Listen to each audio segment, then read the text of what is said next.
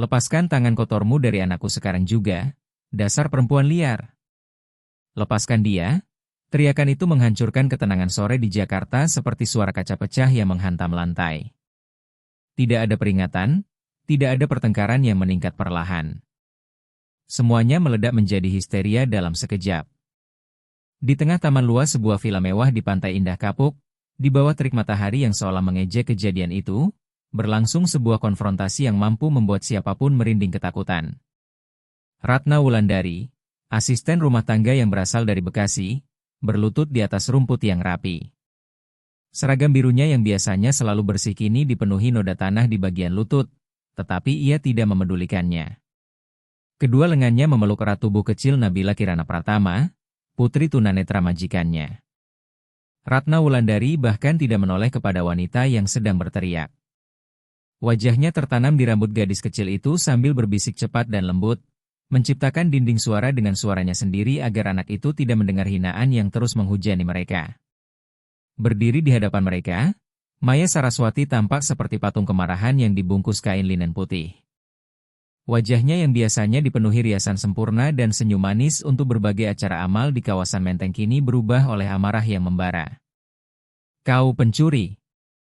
Kau wanita licik yang memanfaatkan keadaan," bentaknya dengan suara melengking yang menyakitkan telinga. "Aku tahu sejak awal aku tidak bisa mempercayai orang dari kelas sepertimu." Nabila Kirana Pratama, yang baru berusia 7 tahun, gemetar hebat. Matanya yang tak lagi mampu melihat bergerak gelisah ke segala arah, mencoba mencari pegangan di tengah kegelapan yang hanya memberinya rasa takut. Jemarinya mencengkeram kain seragam murah milik Ratna Wulandari begitu kuat hingga buku-buku jarinya memutih. Ia tidak menangis keras, hanya mengeluarkan isakan tertahan seperti anak hewan kecil yang terjebak tanpa jalan keluar. "Tolong, Nyonya Maya, kecilkan suara Anda," pinta Ratna Wulandari sambil mengangkat wajahnya sesaat. "Anda membuatnya ketakutan." Lihat tubuhnya gemetar. "Kita bisa membicarakan semuanya, tetapi jangan seperti ini.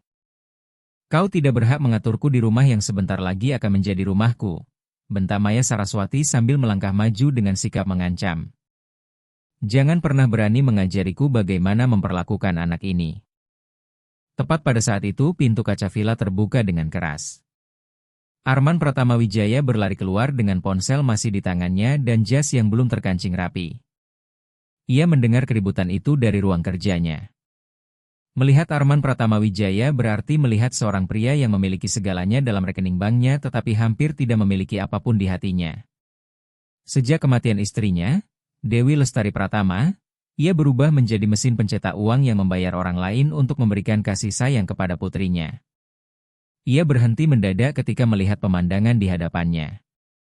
Tunangannya, wanita elegan yang akan dinikahinya sebulan lagi, sedang berteriak seperti kehilangan kendali. Sementara asisten rumah tangga yang selama ini diam dan setia justru berada di tanah sambil melindungi putrinya seolah mereka berada di tengah medan perang. "Apa yang sebenarnya terjadi di sini?" Suara Arman Pratama Wijaya menggelegar. "Syukurlah kamu datang, Arman," seru Maya Saraswati sambil memegang dada. "Perempuan ini monster." Arman Pratama Wijaya menatap Ratna Wulandari. Wanita itu tidak berdiri, masih memeluk erat gadis kecil tersebut. Nabila Kirana Pratama menyembunyikan wajahnya di leher Ratna Wulandari saat mendengar suara ayahnya. Pemandangan itu terasa seperti tamparan keras bagi Arman Pratama Wijaya. Putrinya sendiri mencari perlindungan pada asisten rumah tangga, bukan kepadanya. "Ayah," lirih Nabila Kirana Pratama dengan suara nyaris tak terdengar. "Aku ingin penjelasan sekarang," kata Arman Pratama Wijaya dingin sambil bergantian memandang kedua wanita itu. Nada bicaranya sama seperti saat memimpin rapat direksi perusahaan. Maya Saraswati segera menghampirinya dan mencengkeram lengannya. "Aku menangkapnya basah-basahan, Arman. Aku datang ke taman untuk membawakan segelas es jeruk segar untuk Nabila Kirana Pratama, berusaha menjadi ibu yang baik untuknya. Tapi aku melihat wanita ini membentaknya hanya karena anak itu menumpahkan sedikit air. Dan itu belum semuanya." Maya Saraswati berhenti sejenak, sengaja menciptakan ketegangan. "Ketika aku berteriak menyuruhnya melepaskan Nabila Kirana Pratama, aku melihat dia menyembunyikan sesuatu di saku celemeknya. Itu bros zamrud milikku. Arman, bros yang kau berikan saat pertunangan kita. Dia menyiksa putrimu dan mencuri dari kita pada saat yang sama. Darah langsung naik ke kepala Arman Pratama Wijaya. Ia menatap Ratna Wulandari dengan rasa tidak percaya dan kekecewaan yang mendalam. Ia telah mempercayainya, membuka pintu rumahnya untuk wanita itu, dan inikah balasannya? Ratna Wulandari mengangkat wajahnya. Matanya dipenuhi air mata, tetapi ia tidak mengatakan apapun. Ia tahu setiap kata yang keluar dari mulutnya akan dihancurkan oleh kepandaian bicara majikannya. Ia hanya menggeleng pelan lalu kembali mengecup dahi Nabila Kirana Pratama. Apa itu benar? Tanya Arman Pratama Wijaya dengan suara rendah yang mengandung bahaya. Ratna Wulandari, apakah kau memegang bros tunanganku? Ratna Wulandari membuka mulut untuk menjawab, tetapi Nabila Kirana Pratama justru memeluknya semakin erat dan mengeluarkan isakan yang memilukan. Dalam sekejap prioritas Ratna Wulandari berubah. Yang terpenting bukan membela diri, melainkan menenangkan anak itu.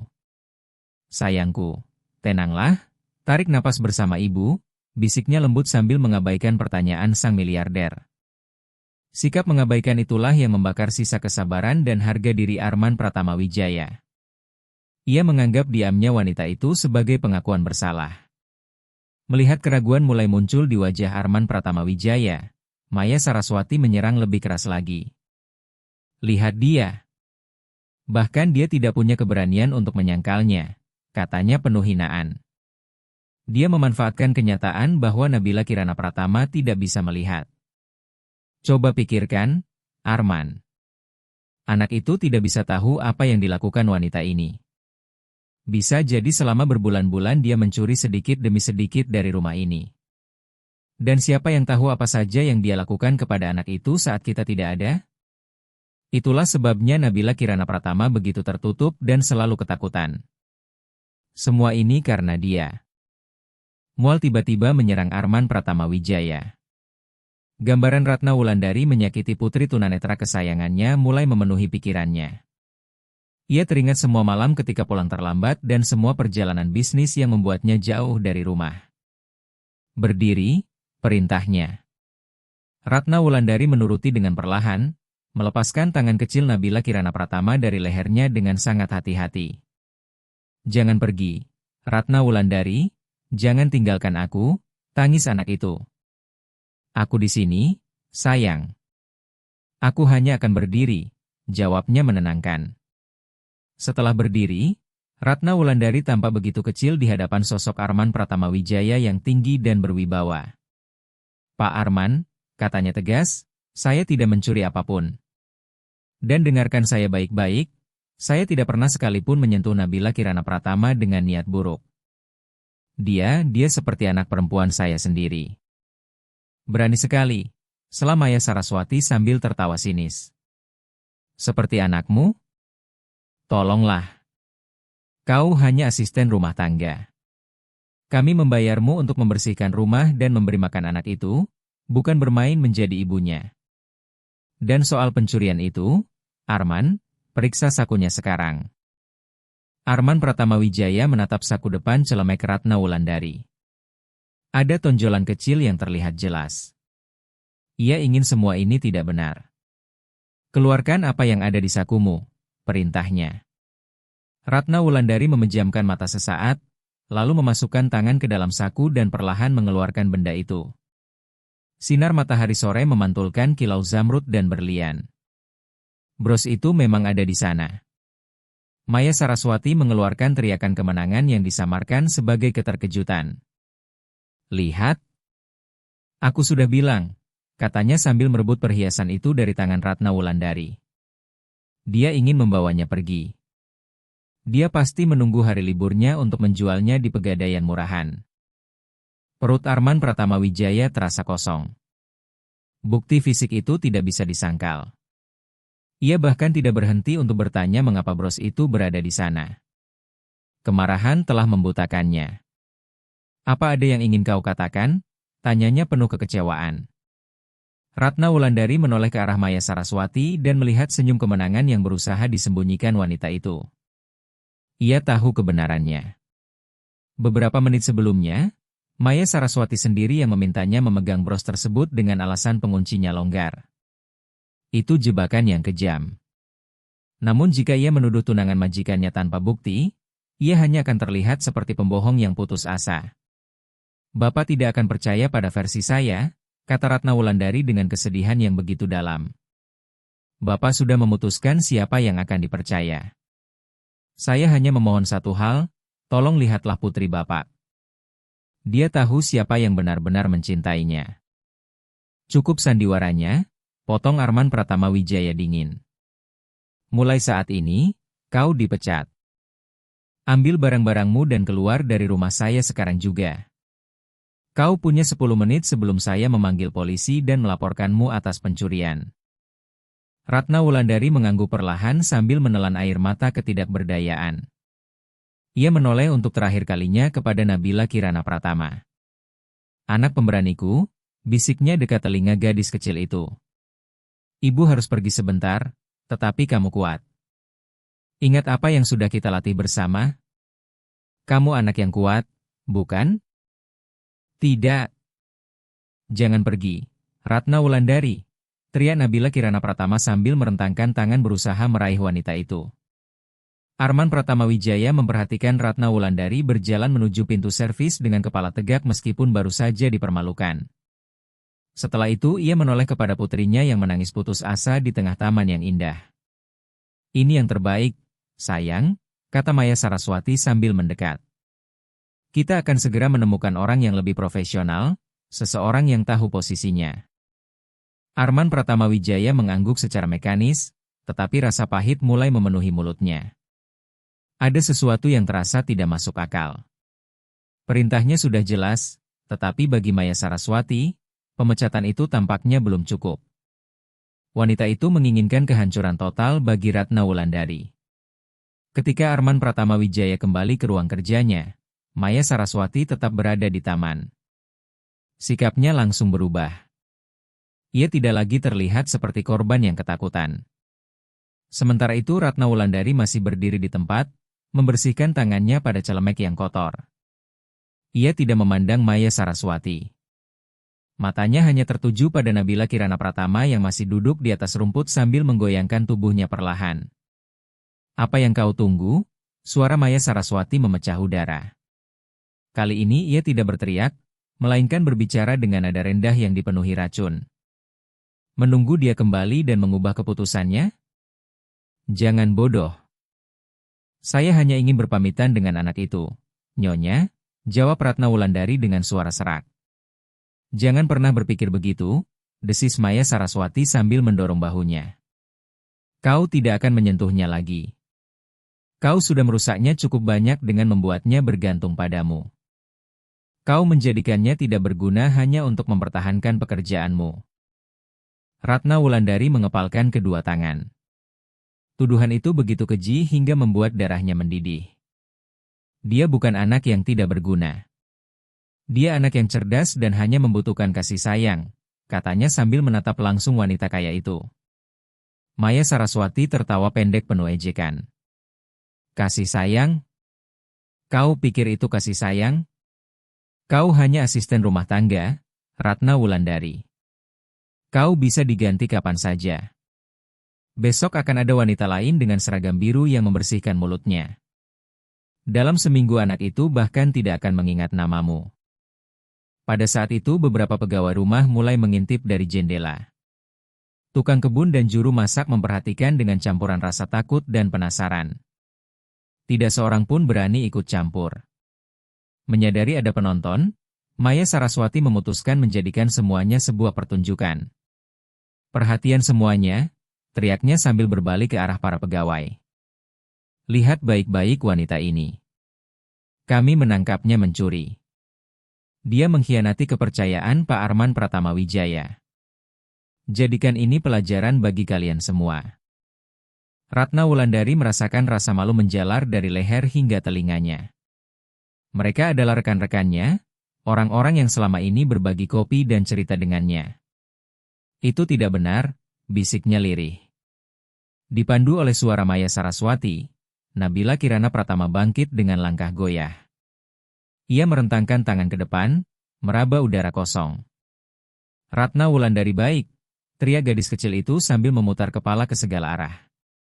Dia tidak mencuri apapun. Kamu yang memberikan bros itu kepadanya, Maya Saraswati. Aku mendengarnya. Keheningan yang muncul setelah itu terasa mencekam.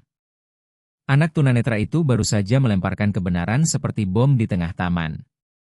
Wajah Maya Saraswati memucat sesaat, tetapi kebenciannya bergerak lebih cepat daripada ketakutannya. Ia melangkah mendekati Nabila Kirana Pratama dan mencengkeram lengan kecil gadis itu dengan kasar. Diam, anak bodoh, bentaknya tepat di depan wajahnya. Kau bingung. Bagaimana mungkin kau tahu apa yang terjadi kalau kau bahkan tidak bisa melihat apa yang ada di depan hidungmu? Lepaskan dia, teriak Ratna Wulandari secara refleks. Ia langsung berlari ke depan untuk memisahkan Maya Saraswati dari anak itu. Namun sebelum sempat mencapai mereka, dua petugas keamanan rumah muncul. Singkirkan dia dari sini, perintah Maya Saraswati sambil menunjuk Ratna Wulandari. Dia mencoba menyerang saya. Kalian lihat sendiri bagaimana dia menerjang saya. Kedua petugas keamanan segera mencengkeram lengan Ratna Wulandari. Tidak. Saya hanya ingin dia melepaskan anak itu, teriaknya sambil berusaha melepaskan diri. Ketika mendengar keributan itu, Nabila Kirana Pratama langsung panik sepenuhnya. Ia mulai berteriak histeris dan menjatuhkan dirinya ke tanah. Ayah! Ayah! Tolong aku, teriak Nabila Kirana Pratama di sela-sela tangisnya. Namun Arman Pratama Wijaya tetap berada di ruang kerjanya, tidak menyadari kekerasan yang sedang terjadi. Ratna Wulandari diseret oleh para petugas keamanan sementara Nabila Kirana Pratama terus berteriak putus asa di taman, benar-benar sendirian. 15 menit kemudian, suasana berpindah ke pintu utama villa mewah itu. Arman Pratama Wijaya keluar dari ruang kerjanya bukan karena mendengar keributan, melainkan karena keheningan yang tiba-tiba muncul. Di lantai marmer dekat pintu masuk, Ratna Wulandari berdiri dengan sebuah koper tua dan kantong plastik sederhana. Di sampingnya, para petugas keamanan menunggu perintah terakhir. Sementara itu Maya Saraswati berdiri di atas tangga besar, mengamati semuanya dari ketinggian seperti ratu yang sedang menyaksikan sebuah eksekusi. Ini uang pesangonmu, kata Arman Pratama Wijaya sambil mengulurkan amplop putih. Ia memasukkan jumlah uang yang jauh lebih besar daripada yang diwajibkan hukum. Itu adalah cara untuk membeli ketenangan hatinya sendiri. Ratna Wulandari menatap amplop tebal itu. Uang tersebut bisa membantu keluarganya di Bekasi selama berbulan-bulan. Namun menerimanya terasa seperti menerima suap untuk membungkam kebenaran. Perlahan ia mengangkat tangannya. Arman Pratama Wijaya mengira ia akan mengambil amplop itu. Tetapi wanita itu justru mendorong tangannya kembali. Saya tidak menginginkan uang Bapak, Pak Arman, katanya dengan suara tegas. Pekerjaan saya di rumah ini tidak pernah dibayar dengan uang. Imbalan saya adalah senyum putri Bapak, satu-satunya cahaya di rumah yang begitu gelap ini. Simpan saja uang rupiah itu. Gunakan untuk membeli seseorang yang sanggup menahan kebohongan tunangan Bapak, karena kasih sayang tidak bisa dibeli. Arman Pratama Wijaya terpaku dengan amplop yang masih tergantung di udara. Tidak pernah ada orang yang menolak uangnya. Kurang ajar sekali, bentak Maya Saraswati dari tangga. Usir dia sekarang juga, Arman. Pada saat itu terdengar suara benturan pelan dan bunyi tongkat yang mengetuk lantai. Nabila Kirana Pratama muncul di lorong, berjalan sempoyongan sendirian, menabrak perabot di sekitarnya. Rambutnya berantakan dan wajahnya bengkak karena terlalu banyak menangis. Ratna Wulandari, teriaknya sambil merentangkan kedua tangan. Aku mendengar suaramu. Jangan pergi. Arman Pratama Wijaya memandang putrinya. Gadis kecil itu tanpa alas kaki, rapuh, dan hancur secara emosional. Nabila Kirana Pratama, kembali ke kamarmu, katanya berusaha terdengar tegas. Tidak, jawab anak itu. Ia terus maju meskipun sempat menabrak meja kecil. Ayah, tolong jangan suruh dia pergi. Dia adalah mataku. Dia melindungiku dari para monster. Maya Saraswati jahat. Dia mencubitku. Arman Pratamawijaya menoleh kepada Maya Saraswati. Wanita itu menuruni tangga dengan ekspresi sedih yang dibuat-buat. Lihat apa yang sudah dilakukan wanita itu, katanya sambil menggelengkan kepala. Dia telah memengaruhi anak malang ini sampai sekarang dia mengarang cerita-cerita mengerikan tentangku. Nabila Kirana Pratama sedang sakit, Arman. Pikirannya sama rapuhnya dengan matanya. Dia membutuhkan disiplin, bukan asisten rumah tangga yang memenuhi kepalanya dengan hayalan dan ketakutan. Arman Pratamawijaya memandang Ratna Wulandari, lalu Maya Saraswati, kemudian putrinya yang kini memeluk kaki Ratna Wulandari erat-erat. Sebagian dari dirinya tahu bahwa Nabila Kirana Pratama tidak sedang berbohong. Namun mengakui itu berarti mengakui bahwa ia telah membawa seorang penyiksa ke dalam hidupnya sendiri. Lebih mudah mempercayai kebohongan yang nyaman daripada menghadapi kebenaran yang menyakitkan. Pisahkan mereka, perintahnya dengan suara yang mati. Jangan, ayah, isak Nabila Kirana Pratama ketika salah satu petugas keamanan mengangkatnya. Ratna Wulandari tidak melawan. Ia segera berjongkok dan mengecup tangan kecil gadis itu.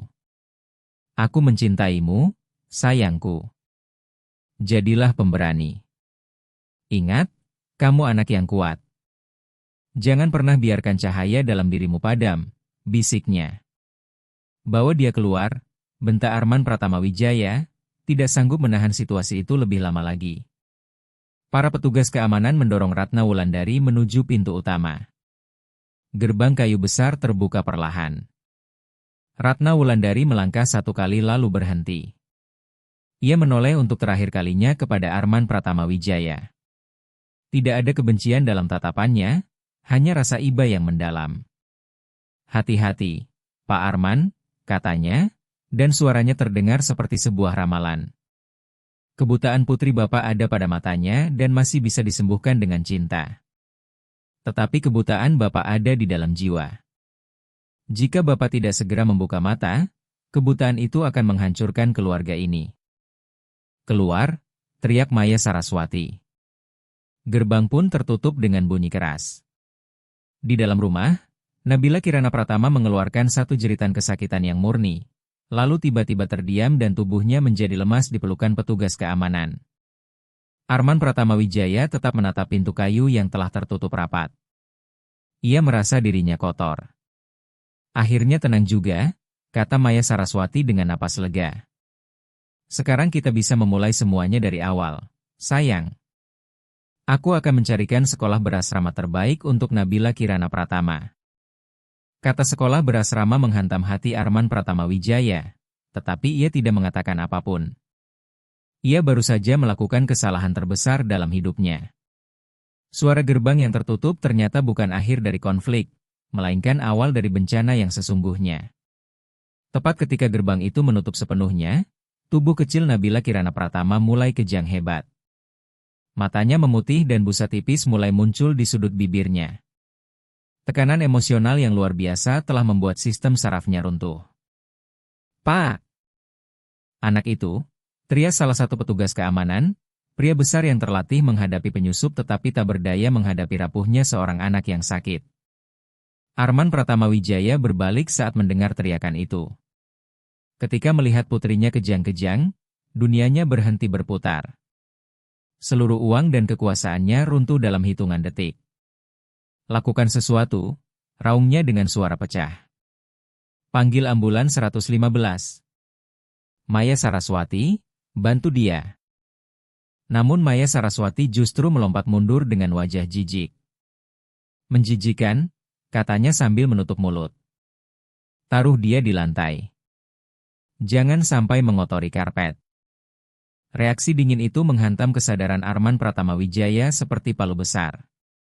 Pada saat itulah terdengar ketukan keras di pintu utama. Buka pintunya, teriak seseorang dari luar. Suara Ratna Wulandari menembus kayu tebal itu. Saya tahu apa yang terjadi padanya. Biarkan saya masuk atau dia akan kehabisan napas. Ratna Wulandari ternyata belum pergi. Ketika mendengar keheningan yang diikuti teriakan panik dari dalam rumah, naluri keibuannya membuatnya tetap bertahan di depan gerbang. Ia tahu Nabila Kirana Pratama sering mengalami serangan saraf yang berat. Arman Pratama Wijaya memandang putrinya yang mulai membiru karena kekurangan udara, lalu menoleh kepada Maya Saraswati yang hanya berdiri jauh sambil memberi perintah-perintah tidak berguna.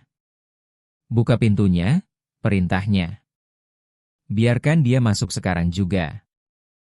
Salah satu petugas keamanan membuka gerbang dan Ratna Wulandari masuk seperti badai.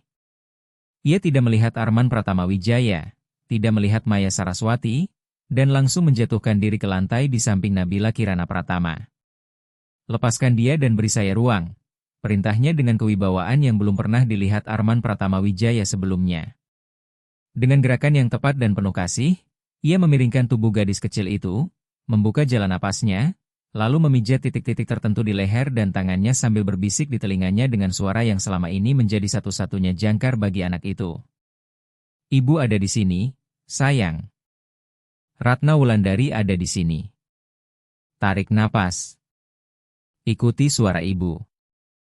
Perlahan-lahan kejang itu berhenti. Warna mulai kembali ke pipi Nabila Kirana Pratama. Napasnya menjadi stabil. Seluruh ruangan tenggelam dalam keheningan yang mencekam. Maya Saraswati menjadi orang pertama yang memecahnya. Baiklah, dramanya sudah selesai. Sekarang setelah kau selesai bermain jadi perawat, pergilah lagi. Kau tidak mungkin berharap tetap tinggal setelah mencuri dari rumah ini. Ratna Wulandari berhenti bergerak. Ada sesuatu yang berubah dalam tatapannya. Tidak ada lagi rasa takut dan tidak ada lagi kepasrahan. Ia berdiri perlahan lalu menoleh kepada Arman Pratama Wijaya. Bahunya tidak lagi terkulai. Ia berdiri tegak dengan kemarahan yang benar dan adil. Saya akan pergi, Pak, katanya dengan suara setajam baja dingin. Saya akan pergi karena Bapak adalah pemilik rumah ini, pemilik dinding-dindingnya dan perabot mahalnya. Tetapi saya tidak akan pergi sebelum Bapak melihat alasan mengapa putri Bapak mengalami serangan seperti ini. Saya tidak akan pergi sebelum Bapak mengetahui kebenaran yang selama berbulan-bulan Bapak abaikan karena terlalu sibuk mengejar uang. Diam, teriak Maya Saraswati sambil melangkah maju. Tidak ada yang boleh menyentuh saya, bentak Ratna Wulandari dengan kekuatan yang membuat para petugas keamanan mundur. Bapak akan melihatnya, Pak Arman. Bapak akan melihat apa yang dilakukan tunangan sempurna Bapak saat Bapak tidak ada di rumah. Sebelum siapapun bisa menghentikannya, Ratna Wulandari kembali berjongkok di samping Nabila Kirana Pratama. Dengan sangat hati-hati tetapi penuh ketegasan, ia memegang lengan gaun merah muda anak itu. Apa yang kau lakukan? Tinggalkan dia, teriak Maya Saraswati sambil berusaha maju, tetapi Arman Pratama Wijaya menahannya. Rasa takut dan rasa ingin tahunya mengatakan bahwa ia harus melihat. Ratna Wulandari perlahan menggulung lengan baju Nabila Kirana Pratama hingga ke bahu. Seketika sebuah jeritan tertahan keluar dari tenggorokan Arman Pratama Wijaya. Apa yang terlihat bukanlah kulit lembut seorang anak. Lengan Nabila Kirana Pratama adalah peta penderitaan. Ada memar dengan berbagai warna, ungu gelap, kuning tua, dan hijau kebiruan. Namun yang paling mengerikan bukanlah warnanya, melainkan bentuknya. Bekas jari yang mencengkeram daging kecil itu dengan kuat, bekas cubitan yang memutar kulit, serta luka bakar kecil berbentuk lingkaran. Lihat baik-baik, Pak, kata Ratna Wulandari sambil menunjuk memar yang masih baru. Yang ini dibuat hari ini di taman karena dia menumpahkan sedikit air. Dan lihat yang ini. Dengan hati-hati Ratna Wulandari mengangkat sedikit bagian rok gaun Nabila Kirana Pratama. Di kakinya terlihat memar-memar lain. Kaki Arman Pratama Wijaya terasa lemas. Ia jatuh berlutut di samping putrinya. Dunia seakan berputar. Lihat saya, desak Ratna Wulandari, kali ini menangis sungguhan, bukan karena sedih melainkan karena kemarahan. Saya tidak mencuri bros Bapak. Saya menabung dan menyembunyikan sedikit uang yang saya miliki untuk membeli tiket dan membawa anak ini pergi jauh dari sini. Jauh darinya, karena saya tahu Bapak tidak akan percaya kepada saya. Saya tidak mencuri perhiasan. Saya berusaha mencuri anak ini dari kematian. Pengakuan itu jatuh ke dalam ruangan seperti bongkahan beton raksasa. Pencurian itu bukan karena keserakahan, melainkan upaya penyelamatan yang putus asa. Pelaku kekerasan bukanlah asisten rumah tangga, melainkan calon istri yang selama ini dipercaya. Arman Pratama Wijaya mengulurkan tangan yang gemetar dan menyentuh salah satu memar di tubuh putrinya. Bahkan dalam keadaan setengah sadar, Nabila Kirana Pratama tetap meringis kesakitan. Itu adalah reaksi yang terbentuk setelah berbulan-bulan penderitaan dalam diam. Arman Pratama Wijaya mengangkat kepalanya. Ia tidak memandang Ratna Wulandari. Tatapannya langsung tertuju kepada Maya Saraswati yang kini berdiri pucat di dekat tangga seperti hewan yang terjebak. "Jelaskan ini," bisiknya. Suaranya begitu pelan namun terdengar seperti geraman berbahaya yang keluar dari tempat paling gelap dalam dirinya. "Jelaskan kenapa putriku memiliki bekas tanganmu di tubuhnya." Maya Saraswati mencoba tertawa, tetapi yang keluar hanyalah suara histeris. "Arman, jangan konyol," katanya terbata-bata sambil menggerakkan tangan dengan gugup. "Kamu tahu bagaimana Nabila Kirana Pratama? Dia tidak bisa melihat, dia sering menabrak sesuatu, dia ceroboh. Memar itu karena dia jatuh." "Apakah meja dan kursi memiliki sidik jari?" potong Ratna Wulandari dengan penghinaan yang tak lagi disembunyikan. "Apakah pintu mencubit bagian dalam lengan seseorang, tempat yang tidak mungkin terbentur saat jatuh?"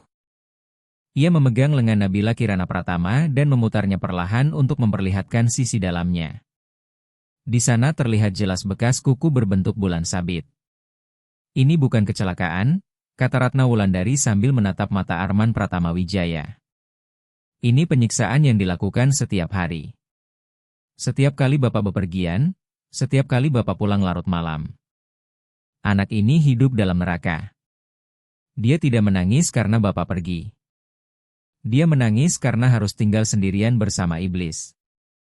Arman Pratama Wijaya berdiri perlahan. Perubahan di wajahnya sangat menakutkan. Kesedihan menghilang dan digantikan oleh kesadaran yang brutal. Tiba-tiba semua kepingan teka-teki menyatu. Sikap tertutup Nabila Kirana Pratama, hilangnya nafsu makan, ketakutan terhadap suara keras, dan desakan terus-menerus dari Maya Saraswati agar anak itu dikirim ke sekolah berasrama. "Kau bilang ingin menganggapnya sebagai anakmu sendiri," kata Arman Pratama Wijaya sambil melangkah maju sedikit demi sedikit ke arah Maya Saraswati, seperti pemburu yang mendekati mangsa yang terjebak. Maya Saraswati mundur hingga punggungnya membentur dinding. "Aku sudah mencoba," teriaknya, kehilangan seluruh kepura-puraannya. "Tapi itu tidak mungkin. Dia beban, Arman. Lihat saja dia. Dia tidak berguna. Dia merusak semuanya, mengotori semuanya. Kamu tidak perlu menghadapinya sepanjang hari. Kamu pergi ke perusahaan besar milikmu. Aku yang harus menghadapi air liurnya dan tatapan mata matinya itu."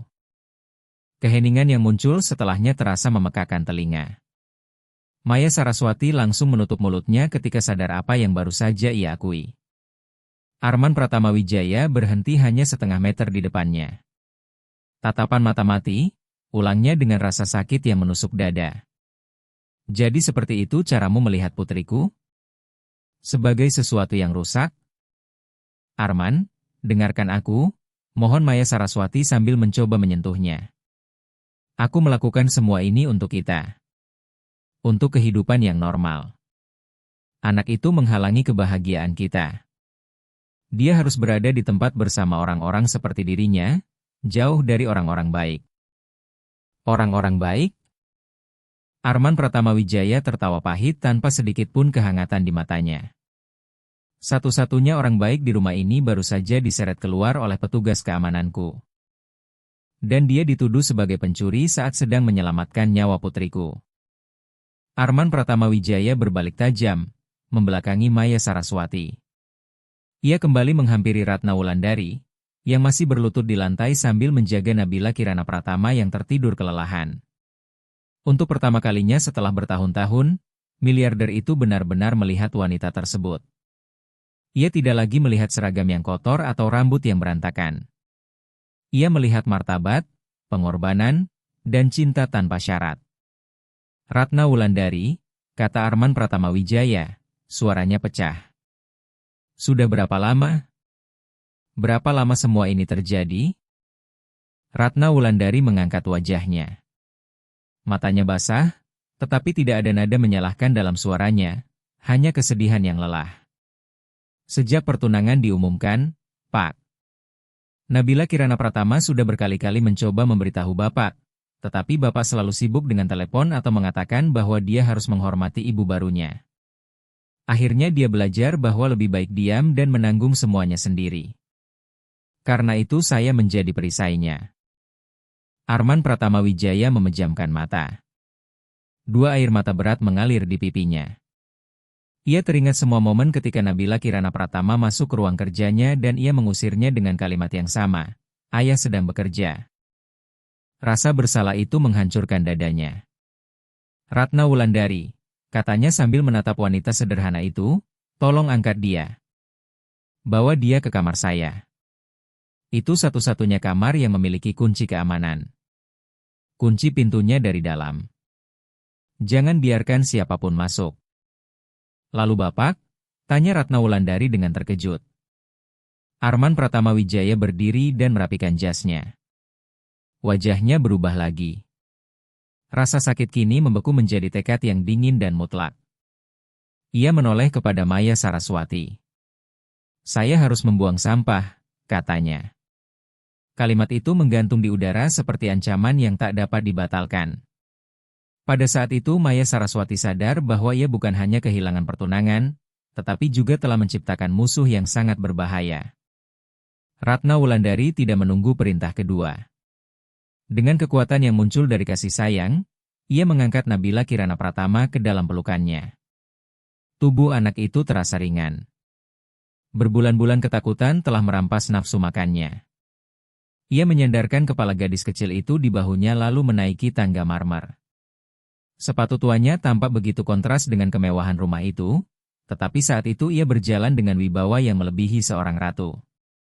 Arman Pratama Wijaya tetap berdiri di tengah aula besar, mengikuti langkah wanita yang baru saja ia pecat setengah jam lalu. Untuk pertama kalinya, tirai emas yang selama ini menutupi matanya benar-benar tersingkap. Ia memandang sekeliling. Vas-vas impor, lukisan mahal, karpet Persia, seluruh kemewahan yang membuatnya bekerja 12 jam sehari. Tiba-tiba semuanya tampak seperti tumpukan benda dingin yang tidak berarti. Arman, suara Maya Saraswati memecah lamunannya. Ia menurunkan pandangannya dari tangga dan melihat wanita itu berdiri beberapa meter darinya. Maya Saraswati sedang memperbaiki riasannya di depan cermin, berusaha mengembalikan citra sempurnanya seolah penyakit dan penderitaan Nabila Kirana Pratama adalah sesuatu yang mengotori dirinya. Kontras itu terasa begitu brutal. Arman Pratama Wijaya memandang tangan Maya Saraswati. Manikur sempurna, kulit halus, cincin berlian berkilauan. Tangan yang selama ini hanya tahu meminta dan menunjuk, dan kini ia tahu tangan itu juga mampu mencubit serta menyiksa seorang anak tunanetra.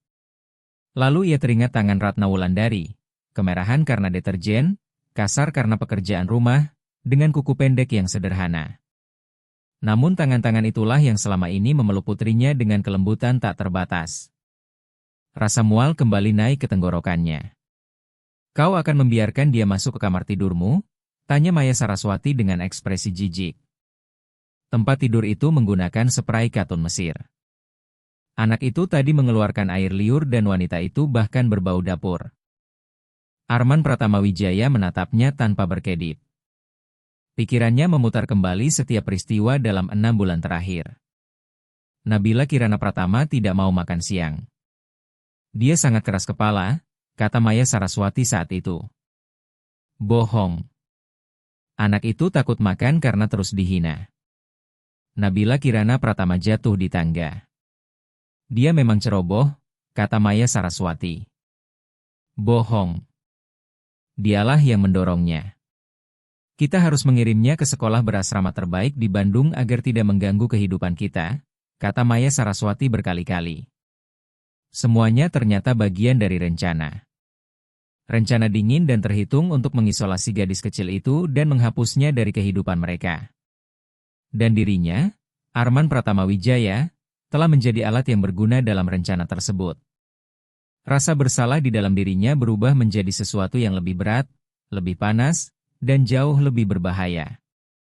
Furia itu mulai tumbuh dari dasar jiwanya seperti gunung berapi yang siap meletus. Amarah yang membara mulai naik dari ujung kaki Arman Pratamawijaya, memenuhi setiap bagian tubuhnya seperti letusan gunung berapi yang tak lagi bisa ditahan. Ia berjalan perlahan menuju meja kecil tempat Maya Saraswati meletakkan tas bermerek mahalnya. Tanpa mengucapkan sepatah kata pun, ia mengambil tas itu lalu membalikannya. Seluruh isinya jatuh berhamburan ke lantai marmer dengan suara keras. Kosmetik mahal, kunci mobil, dan ponsel berserakan ke segala arah. "Apa yang sedang kamu lakukan?" jerit Maya Saraswati. "Kosmetik itu sangat mahal." Arman Pratamawijaya menendang benda-benda itu hingga semakin berantakan. Kemudian ia melangkah mendekati wanita itu. "Brosnya," katanya.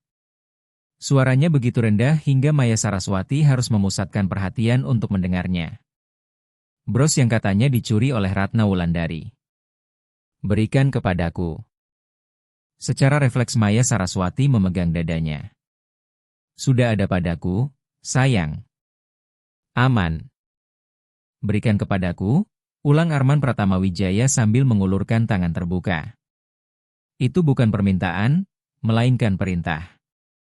Dengan tubuh gemetar, Maya Saraswati melepaskan bros zamrud dan berlian itu dari bajunya lalu meletakkannya di telapak tangan Arman Pratamawijaya. Ia menggenggam perhiasan itu begitu kuat hingga ujung logamnya menekan kulit tangannya. "Perhiasan ini," katanya sambil menatap bros tersebut, "nilainya lebih besar daripada gaji 5 tahun Ratna Wulandari. Dan kau menuduh wanita yang tidak memiliki apa-apa mencurinya hanya untuk menyembunyikan fakta bahwa kau menyiksa seorang anak tunanetra." Ia mengangkat kepala dan menatap langsung ke mata Maya Saraswati. "Kau miskin, Maya Saraswati. Kau wanita termiskin yang pernah aku kenal." Kata-kata itu menghantam titik terlemah wanita tersebut. Harga dirinya. Selama ini ia selalu membanggakan nama keluarga, status sosial, dan keanggunannya. Ia tidak sanggup menerima disebut miskin. "Miskin?" balasnya dengan marah sambil berdiri tegak. "Akulah yang memberi kelas kepada dirimu dan keluargamu yang baru kaya itu. Akulah yang berusaha membawa keteraturan ke kebun binatang yang kau sebut rumah. Kau seharusnya berterima kasih kepadaku. Aku mencoba mendidik anak liar itu karena kau terlalu pengecut untuk mengakui bahwa dia lahir cacat." Udara di dalam ruangan seolah membeku. Kata cacat menggema di seluruh aula. Arman Pratamawijaya merasakan dengungan di telinganya.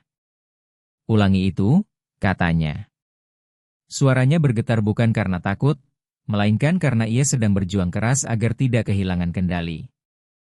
Merasa terpojok, Maya Saraswati memutuskan memainkan kartu terakhirnya. Kebenaran yang paling kejam. "Itu memang kenyataannya, Arman," teriaknya sambil menggerakkan tangan secara histeris. "Lihat dia. Dia sudah 7 tahun dan tidak bisa melakukan apapun sendiri. Dia mengompol, mudah takut, menangis, berteriak, dan merusak barang. Apa menurutmu itu kehidupan yang normal? Apa menurutmu aku, wanita muda dan cantik, pantas menghabiskan hidupku membersihkan ingus dan menuntun anak tunanetra berjalan di taman? Aku mau menikah denganmu untuk bepergian dan menikmati hidup, bukan untuk menjadi pengasuh dari kesalahan genetikmu." Arman Pratamawijaya menutup mata selama 1 detik. Pengakuan itu mengerikan, tetapi sekaligus membebaskannya. Tidak ada lagi keraguan sedikit pun. "Putriku bukan kesalahan," katanya sambil membuka mata yang kini dingin seperti baja. "Putriku adalah seorang anak yang kehilangan ibunya, kehilangan penglihatannya, dan hampir kehilangan ayahnya karena ayahnya terlalu sibuk membeli perhiasan untuk seekor ular." Ia memasukkan tangan ke dalam saku jas dan mengeluarkan sebuah kotak beludru kecil yang sejak pagi dibawanya. Itu adalah hadiah kejutan yang sebenarnya ingin ia berikan malam itu, sepasang anting yang serasi dengan cincin pertunangan. Ia menatap kotak itu sesaat lalu melemparkannya ke sudut ruangan dengan penuh penghinaan. "Semuanya sudah berakhir, Maya Saraswati. Pertunangan ini, rencana pernikahan kita, dan kehidupanmu di rumah ini. Aku ingin kau pergi sekarang juga." Maya Saraswati tertawa gugup, tidak percaya dengan apa yang didengarnya. Kau tidak serius. Kau mau mengusirku hanya karena beberapa memar? Anak-anak memang jatuh, Arman.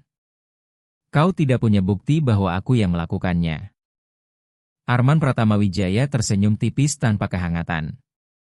Aku tidak membutuhkan hakim. Aku adalah Arman Pratamawijaya. Aku punya cukup uang untuk menguburmu dengan pengacara, tetapi mungkin itu tidak perlu karena ada kamera. Wajah Maya Saraswati langsung berubah. Warna menghilang dari pipinya.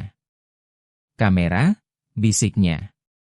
Aku memasang sistem CCTV baru minggu lalu di taman dan seluruh koridor, kata Arman Pratamawijaya.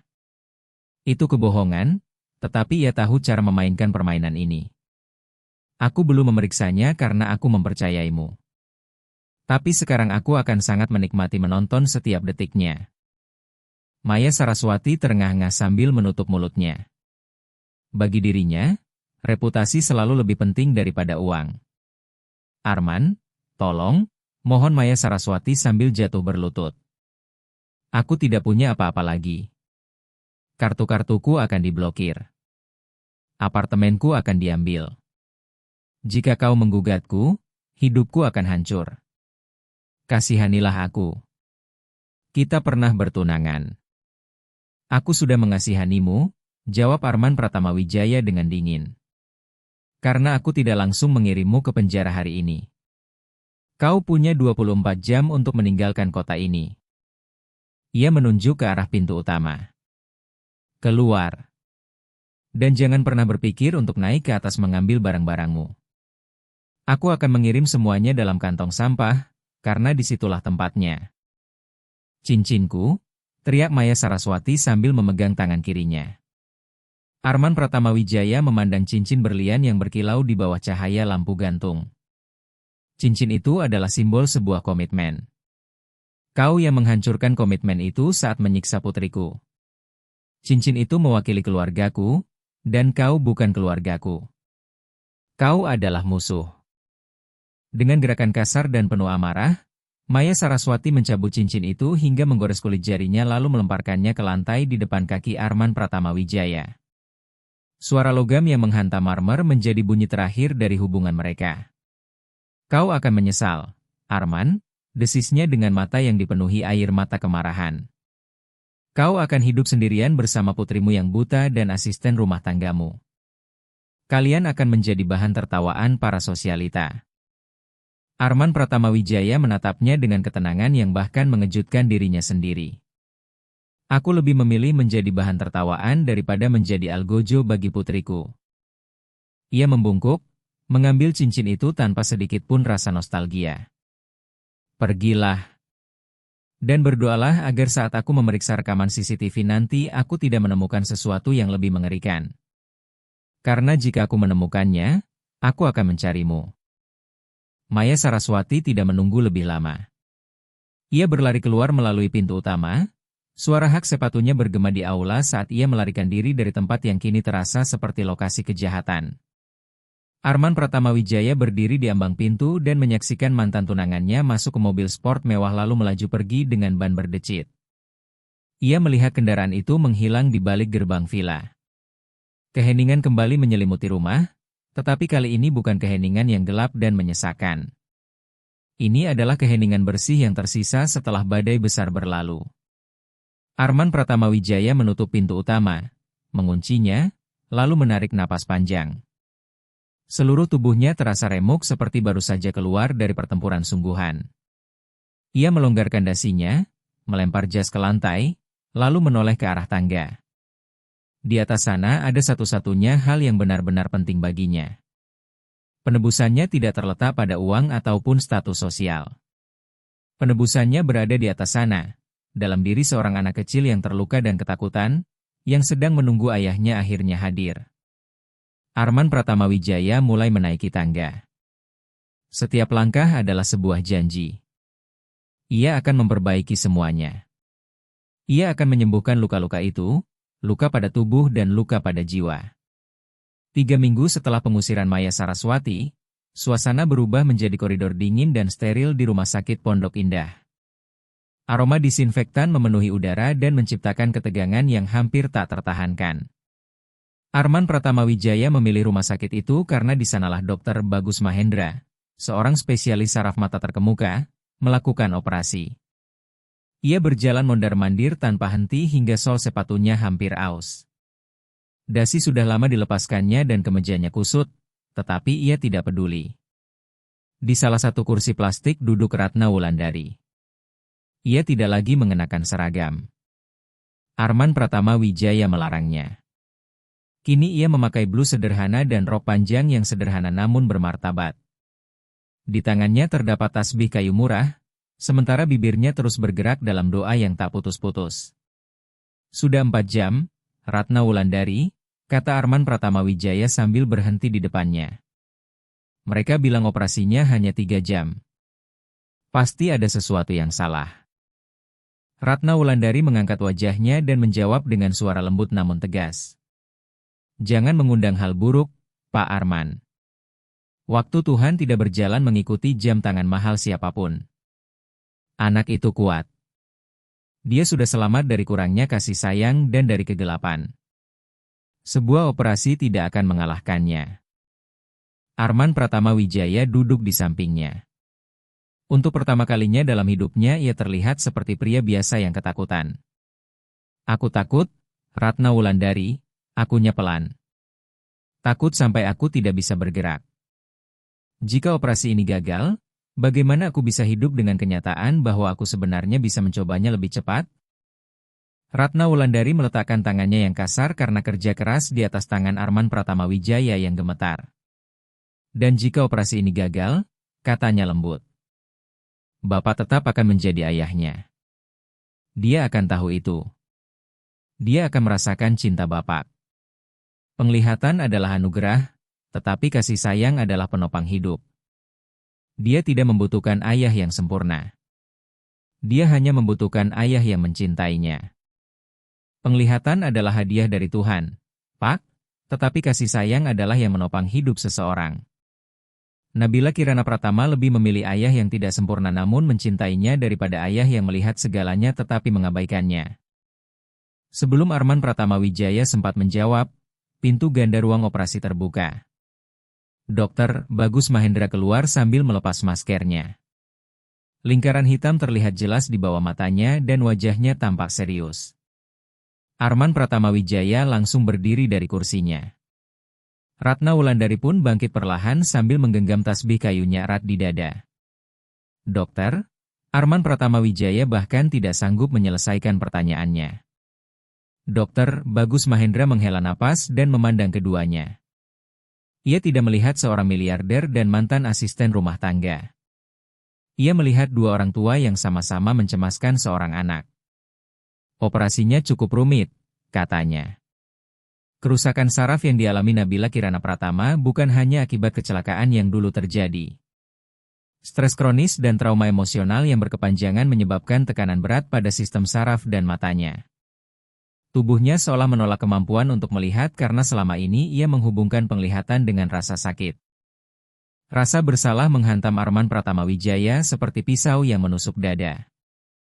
Ia sampai harus bersandar ke dinding agar tidak terjatuh. Lalu, tanya Ratna Wulandari sambil melangkah maju, penuh harapan. Kami berhasil mengurangi tekanan pada saraf matanya, jawab Dr. Bagus Mahendra, dan senyum lelah muncul di wajahnya. Secara medis dan anatomis, operasi ini berhasil. Namun kata tetapi yang tidak terucapkan terasa menggantung seperti ancaman. Dia baru mulai sadar dari pengaruh anestesi dan sedang sangat panik.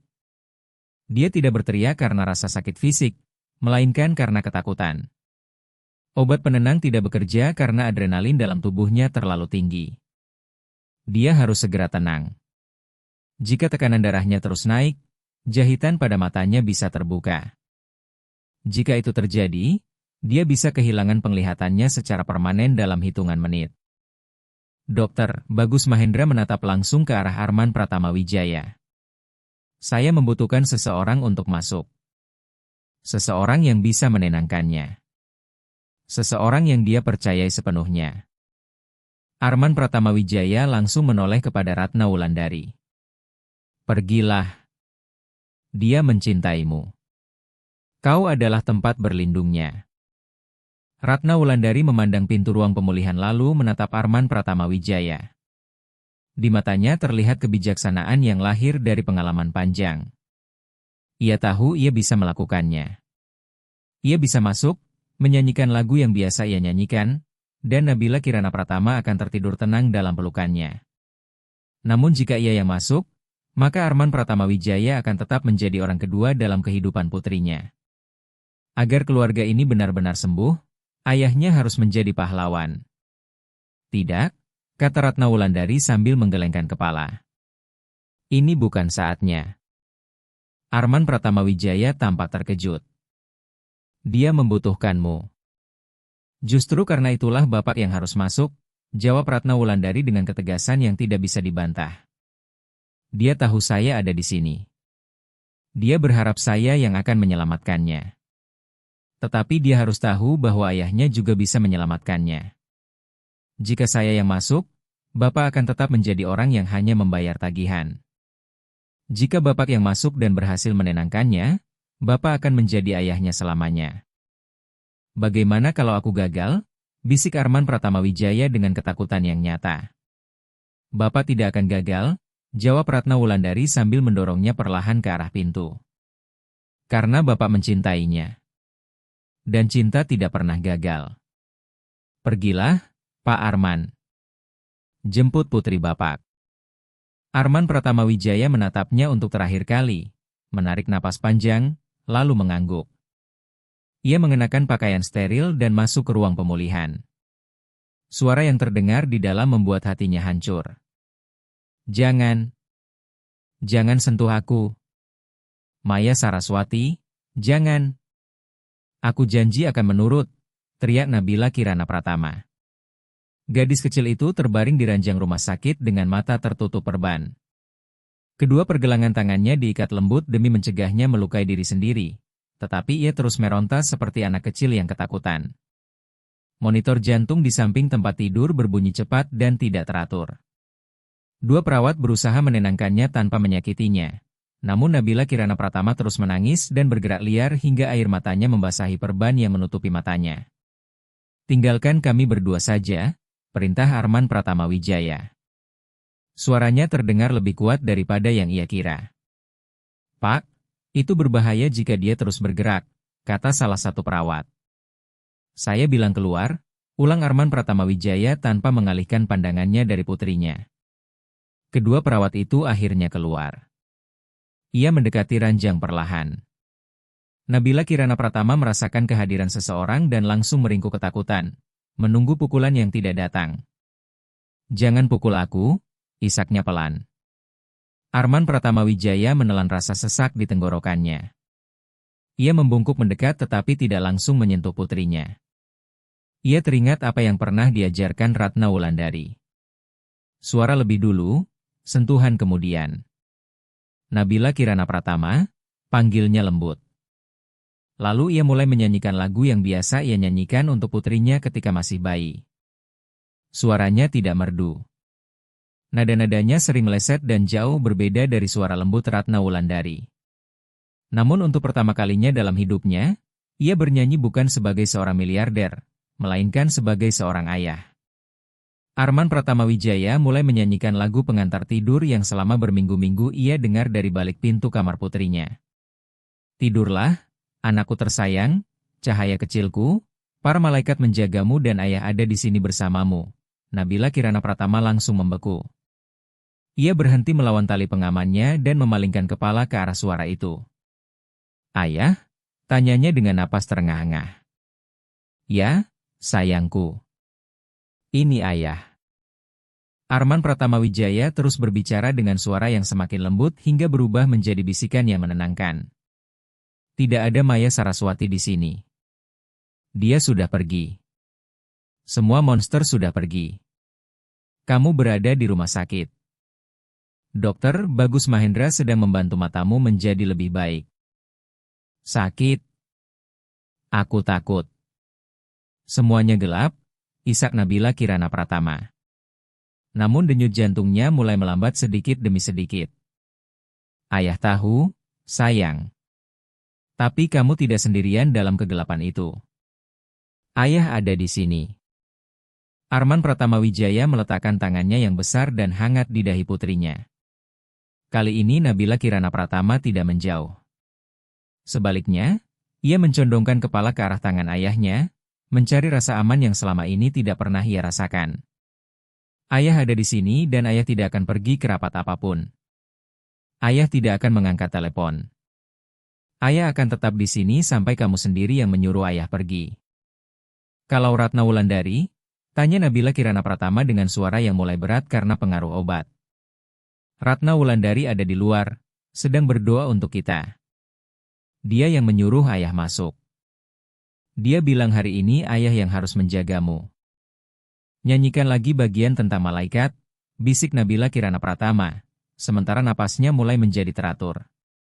Arman Pratamawijaya, pria yang selama ini menandatangani kontrak bernilai miliaran rupiah dan menghadapi rapat direksi yang keras, tiba-tiba sadar bahwa inilah momen paling penting dalam hidupnya. Ia terus bernyanyi sambil membelai rambut putrinya. Perlahan monitor jantung berubah dari bunyi peringatan yang panik menjadi irama hijau yang tenang. Dari jendela kecil di pintu, Ratna Wulandari menyaksikan semuanya. Satu air mata mengalir di pipinya. Bukan air mata kesedihan, melainkan air mata karena misinya akhirnya selesai. Ia melihat bagaimana Arman Pratamawijaya mencium dahi putrinya yang masih diperban, dan bagaimana Nabila Kirana Pratama menyerahkan dirinya pada tidur dengan perasaan aman. Tugasnya sebagai jembatan telah berakhir. Kini dimulailah pekerjaan yang sesungguhnya, menjadi sebuah keluarga. 4 hari kemudian, villa mewah di Pantai Indah Kapuk diselimuti suasana remang-remang. Semua tirai ditutup sesuai instruksi dokter. Hari itu adalah hari yang ditunggu-tunggu, hari pelepasan perban. Suasana di ruang keluarga utama dipenuhi ketegangan. Tidak ada tamu, tidak ada pesta. Hanya orang-orang yang benar-benar penting. Arman Pratamawijaya, Ratna Wulandari, Dr. Bagus Mahendra, dan beberapa pegawai rumah yang berdiri diam di belakang. Nabila Kirana Pratama duduk di kursi besar dengan kacamata hitam khusus di pangkuannya. Arman Pratamawijaya berlutut di depannya sambil menggenggam kedua tangannya. Ratna Wulandari berdiri di belakang kursi dengan satu tangan di bahu gadis kecil itu. Apakah kamu siap, Nabila Kirana Pratama? Tanya Dokter Bagus Mahendra sambil menyiapkan gunting untuk membuka perban. Aku takut, Ayah. Aku Nabila Kirana Pratama sambil menggenggam tangan ayahnya lebih erat. Apapun yang terjadi, tidak ada yang berubah, kata Arman Pratamawijaya sambil menatapnya penuh kasih. Jika kamu bisa melihat, itu akan menjadi anugerah yang luar biasa. Jika ternyata tidak, itu juga tetap luar biasa karena kita masih memiliki satu sama lain. Ayah tidak perlu kamu bisa melihat untuk mencintaimu. Ayah mencintaimu sepenuhnya apa adanya. Nabila Kirana Pratama menarik napas dalam-dalam. Aku siap. Dokter Bagus Mahendra mulai bekerja. Suara gunting yang memotong perban terdengar sangat keras di tengah keheningan ruangan. Lapis demi lapis kain putih jatuh ke lantai. Tetap pejamkan matamu, instruksi dokter. Sekarang buka perlahan. Cahaya mungkin akan terasa menyakitkan. Nabila Kirana Pratama mengerutkan kelopak matanya. Tubuhnya gemetar. Buka matamu, sayang. Ayah ada di sini, bisik Arman Pratamawijaya. Perlahan-lahan Nabila Kirana Pratama membuka matanya. Pada awalnya cahaya ruangan terasa seperti ledakan putih yang menyilaukan. Ia berkedip cepat dan air mata mengalir dari sudut matanya. Sakit, keluhnya. Itu normal, kata Dokter Bagus Mahendra. Cobalah fokus. Nabila Kirana Pratama berkedip lagi. Dunia putih yang kabur mulai berubah menjadi bentuk-bentuk samar. Bayangan, warna, dan siluet perlahan muncul. Penglihatannya belum sempurna. Segalanya masih tampak seperti lukisan cat air yang kabur dan berkabut. Namun ada sesuatu yang belum pernah ia miliki selama bertahun-tahun. Cahaya. Ia menatap ke depan. Di sana ada sosok gelap berbentuk manusia. Dengan ragu-ragu ia mengulurkan tangan. Arman Pratama Wijaya membeku, menahan napas. Tangan kecil itu menyentuh wajahnya. Jemari Nabila Kirana Pratama meraba hidungnya, pipinya yang basah oleh air mata, dan janggut tipis yang mulai tumbuh. Mata gadis kecil itu membesar. "Ayah?" bisiknya dengan suara bergetar. "Ya?" jawab Arman Pratama Wijaya dengan suara yang tercekat oleh emosi. "Aku bisa melihat ayah," bisik Nabila Kirana Pratama. "Masih kabur." "Ayah terlihat seperti awan yang punya janggut, tapi aku bisa melihat ayah." Arman Pratama Wijaya langsung menangis karena kebahagiaan yang murni. Ia memeluk putrinya dengan hati-hati dan menyembunyikan wajahnya di leher gadis kecil itu. Di belakang kursi, Ratna Wulandari menutup mulutnya untuk menahan tangisan haru. Para pegawai yang berdiri di belakang mulai bertepuk tangan pelan. "Aku bisa melihat warna," kata Nabila Kirana Pratama sambil memandang sekeliling. "Ada sesuatu yang biru di sana." Ia menunjuk ke arah Ratna Wulandari.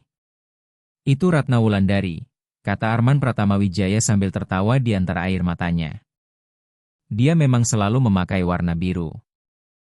Nabila Kirana Pratama memutar tubuhnya dan menatap sosok biru yang selama ini menjadi ibu keduanya. "Ratna Wulandari, ibu cantik," katanya sambil merentangkan tangan. Ratna Wulandari langsung berlutut di samping kursi dan memeluknya. Itu adalah gambaran kemenangan yang sesungguhnya. Setelah emosi mereda dan Dr. Bagus Mahendra memastikan bahwa pemulihan penglihatan akan berlangsung bertahap dengan prognosis yang sangat baik, Arman Pratama Wijaya berdiri tegak. Ia mengusap air matanya lalu kembali menunjukkan wibawa seorang pemimpin, tetapi kali ini dengan kelembutan yang baru. Ia memberi isyarat kepada semua orang agar mendekat. Mereka membentuk setengah lingkaran di ruang keluarga. "Saya ingin mengumumkan sesuatu," katanya dengan suara jelas. "Dan saya ingin semua orang yang bekerja di rumah ini, sekarang maupun di masa depan, mendengarnya dengan baik." Ia berjalan mendekati Ratna Wulandari lalu menggenggam tangannya dan membawanya berdiri di sampingnya di tengah ruangan. "Ratna Wulandari tidak lagi bekerja untuk saya," katanya. Gumaman kebingungan langsung terdengar dari para pegawai. Ratna Wulandari sendiri memandangnya dengan panik. "Ratna Wulandari tidak lagi bekerja untuk saya," ulang Arman Pratama Wijaya sambil tersenyum. "Mulai hari ini, dia bekerja bersama saya." Ruangan langsung hening. Mulai hari ini, Ratna Wulandari adalah kepala rumah tangga resmi di rumah ini dan wali hukum yang ditunjuk untuk Nabila Kirana Pratama. Dia memiliki wewenang penuh dalam segala urusan rumah ini. Setelah itu Arman Pratama Wijaya mengeluarkan sebuah map dari sakunya. Itu bukan surat pemecatan. Itu adalah dokumen hukum. "Saya telah membentuk dana perwalian untuk Nabila Kirana Pratama," katanya sambil menurunkan suara. "Dan saya memasukkan satu ketentuan khusus. Ratna Wulandari menjadi pengelola bersama dana tersebut. Saya menjamin masa depanmu, Ratna Wulandari. Bukan sebagai hadiah, melainkan sebagai bentuk keadilan. Kamu tidak perlu lagi khawatir tentang uang." Ratna Wulandari menatap dokumen itu dengan mata berkaca-kaca. Sepanjang hidupnya ia hanya tahu bagaimana melayani, menundukkan kepala, dan menjadi orang yang tidak terlihat. "Saya hanya ingin menjaga anak itu, Pak," katanya dengan rendah hati. "Dan kamu akan menjaganya," jawab Arman Pratama Wijaya. "Tetapi bukan sebagai asisten rumah tangga. Kamu akan menjaganya sebagai pemilik tempat terhormat di rumah ini." Lalu dengan senyum jahil yang sudah lama hilang dari wajahnya, ia menambahkan, "Tolong bakar pakaian lama itu. Besok kita bertiga pergi berbelanja. Nabila Kirana Pratama membutuhkan kacamata baru, dan kamu membutuhkan pakaian yang pantas untuk jiwa seindah milikmu." Nabila Kirana Pratama, yang mendengarkan semuanya dengan senyum lebar, meraba-raba hingga menemukan tangan ayahnya dan tangan Ratna Wulandari. Ia menyatukan kedua tangan itu di pangkuannya. "Sekarang kita satu tim," putusnya dengan bangga. Arman Pratama Wijaya memandang tangan-tangan yang saling bertaut itu. Tangan seorang miliarder. tangan seorang anak yang baru mulai melihat cahaya, dan tangan seorang wanita sederhana yang telah mengajarkan mereka arti kebenaran. "Ya, sayangku," katanya dengan ketenangan yang tidak pernah diberikan oleh kesepakatan bisnis manapun. "Kita adalah tim terbaik di dunia." Setahun kemudian, cerita itu berlanjut di sebuah aula pesta yang dipenuhi balon dan anak-anak yang berlari ke sana kemari. Hari itu adalah ulang tahun ke-8 Nabila Kirana Pratama, tetapi bukan pesta mewah untuk pamer kepada kalangan sosialita. Itu adalah pesta yang hangat dan nyata. Ada permainan anak-anak, ada kue coklat buatan rumah yang dibuat oleh Ratna Wulandari, dan ada musik ceria yang memenuhi ruangan. Nabila Kirana Pratama berlari dengan bebas. Ya, berlari. Ia memakai kacamata merah muda, tetapi bergerak dengan penuh percaya diri. Ia menghindari anak-anak lain, mengejar balon, bahkan sempat terjatuh. Namun kali ini ia tidak membeku ketakutan. Ia bangkit sendiri, menepuk lututnya, lalu kembali tertawa. Ia akhirnya menjadi anak yang bebas. Di sebuah meja di sudut ruangan, Arman Pratama Wijaya sedang menuangkan minuman untuk para orang tua teman-teman putrinya. Ia tampak santai dan bahagia. Seorang pria mendekatinya. Itu adalah rekan bisnis lamanya, Rizal Hartanto. "Kau berubah, Arman," katanya. "Kau menjauh dari lingkaran bisnis. Katanya kau menolak kerja sama besar dengan investor Jepang hanya untuk pergi berlibur ke dunia fantasi Ancol bersama putrimu dan Ratna Wulandari. Apa kau tidak takut kehilangan status?" Arman Pratama Wijaya hanya tersenyum. Arman Pratama Wijaya menoleh ke arah tempat Nabila Kirana Pratama sedang meniup lilin ulang tahunnya. Di sampingnya berdiri Ratna Wulandari, memegang nampan sambil bernyanyi paling keras dibanding siapapun di ruangan itu. "Status?" ulang Arman Pratama Wijaya sambil tertawa kecil, seolah kata itu berasal dari bahasa yang tidak dikenalnya. "Temanku, lihatlah itu." Ia menunjuk ke arah putrinya yang baru saja mengoleskan krim kue ke hidung Ratna Wulandari, membuat wanita itu tertawa lepas. "Dulu aku memiliki miliaran rupiah di bank dan pulang ke rumah yang kosong, tempat putriku takut kepadaku. Sekarang jumlah angka di rekeningku memang berkurang, tetapi setiap kali pulang aku menemukan suara tawa, kekacauan kecil, dan cinta. Aku tidak kehilangan status. Aku mendapatkan kehidupan." Setelah itu Arman Pratama Wijaya meninggalkan Rizal Hartanto dan berjalan menuju tengah pesta. Nabila Kirana Pratama melihatnya lalu berlari menghampiri. "Ayah." Ratna Wulandari bilang kalau aku berhasil memecahkan permainan hadiah, aku akan mendapatkan hadiah terbesar. Arman Pratama Wijaya mengangkat putrinya ke udara lalu memutarnya sambil tertawa. "Kamu sudah mendapatkan hadiah terbesar, putri kecilku. Dan ayah juga." Ratna Wulandari mendekat dengan wajah yang bersinar oleh kebahagiaan. Arman Pratama Wijaya menatapnya. Tidak ada kisah cinta yang dipaksakan di antara mereka. Yang ada jauh lebih dalam daripada itu. Rasa hormat yang mutlak dan persahabatan yang lahir dari perjuangan bersama. Mereka adalah rekan seperjuangan yang telah melewati badai yang sama. "Siap untuk foto?" tanya Arman Pratama Wijaya. Ratna Wulandari mengangguk dan berdiri di sampingnya. Fotografer pesta mengangkat kameranya lalu berseru, "Katakan, keluarga." "Keluarga?"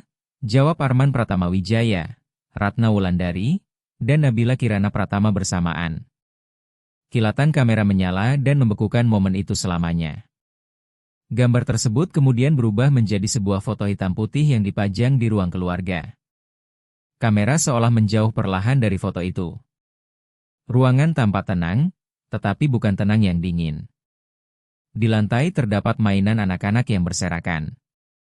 Di sofa terlihat sweater milik Arman Pratama Wijaya berdampingan dengan syal milik Ratna Wulandari. Rumah itu hidup. Rumah itu bernapas. Dan suara Arman Pratama Wijaya terdengar seperti sebuah kenangan yang hangat. "Dulu aku mengira kebutaan berarti tidak mampu melihat cahaya. Ternyata aku salah. Kebutaan yang sesungguhnya adalah melihat seseorang setiap hari tetapi gagal mengenali nilainya." Putriku mendapatkan kembali penglihatannya. Namun akulah yang sebenarnya belajar melihat. Dan apa yang kulihat sekarang sempurna. Tamat. Selamat datang di Rahasia Keluarga. Jika kisah ini menyentuh hati Anda, bagikan kepada orang-orang yang Anda sayangi dan jangan pernah lupa bahwa cinta, perhatian, dan keberanian untuk melihat kebenaran bisa mengubah hidup seseorang selamanya. Sampai jumpa di kisah berikutnya.